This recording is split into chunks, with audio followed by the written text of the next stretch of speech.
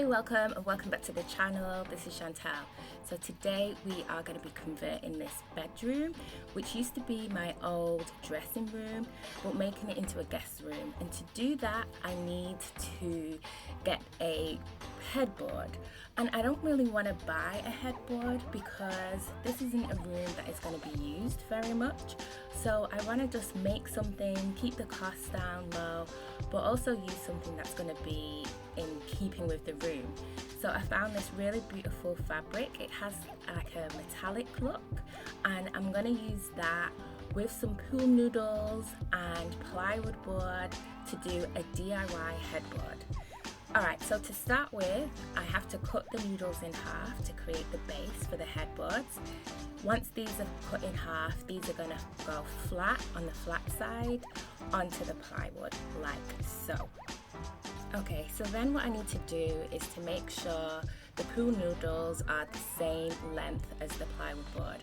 So I basically just line them up and just slice them with a kitchen knife.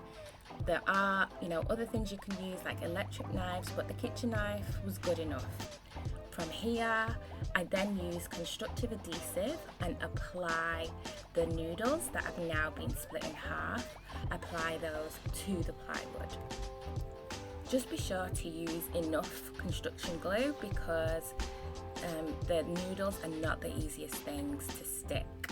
And you really want to make sure that you have enough hold to keep them in place. So I basically just apply the noodles, pressing down. I put some weight on it and I'm here for a little while because I really want, them to keep in place. Then I move on to the fabric. So I just cut the fabric wider than the board, so I make sure that I have enough to tuck that in. But you'll see shortly in the video that I actually didn't give myself enough fabric, so I ran out a little bit of space to be able to go around the sides and the back. So make sure you give yourself plenty of room. Alright, to start off with, I just secured the fabric by stapling it to the back and then turning it over. Just really try and make sure that the fabric's as straight as possible so you reduce the amount of kinks and creases that you have in the fabric. If that's the look you're going for, that's fine, but if you want to have kind of like that seamless look, then just take your time and make sure that the fabric is straight. It's something that I could have done better. I really rushed this project, but if I was doing it again, I'd really take my time with this process. So I'm working with one row at a time. Once the fabric is in place, I staple the back and then I staple the front. So I'm really using the staples going right up to the edge of the noodles and stapling that in. Once that's all done, I turn it over and I'm securing the back. I'm happy to have quite a ruffled look at the sides, but if you want something smoother, then really take your time here.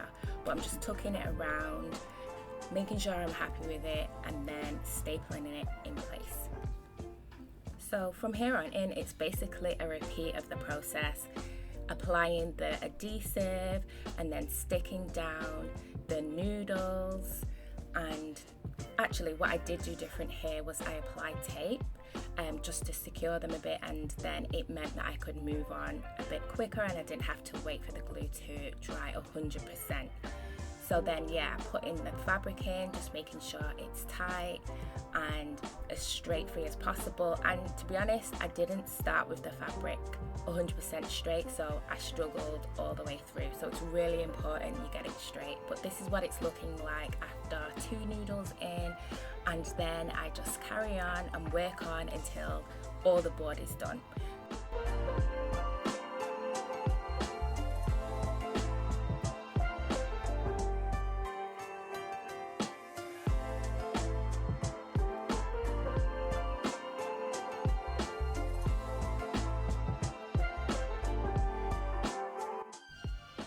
So here, I just want to show you that it's really important that you push the noodles really tightly together, so when the board's up, you don't see the staples. So glue it and then really push them together to make it tight.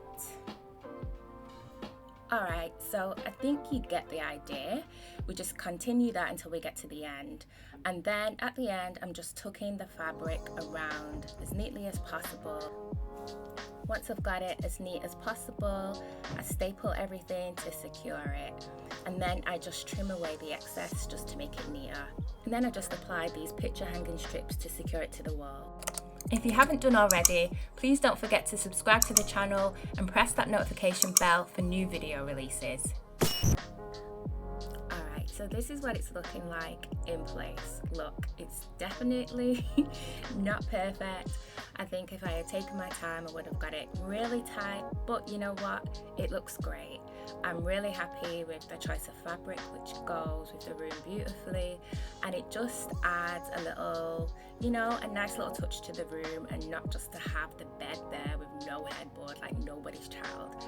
So the little brass or gold metallic elements really go with the elements that are already in the room, just gives it a really nice touch, and I think it looks really cute. So all in all, it cost maybe $40 for the whole project, and I'm really happy with it. Let me know your thoughts. Thanks for watching, and until next time, catch you soon.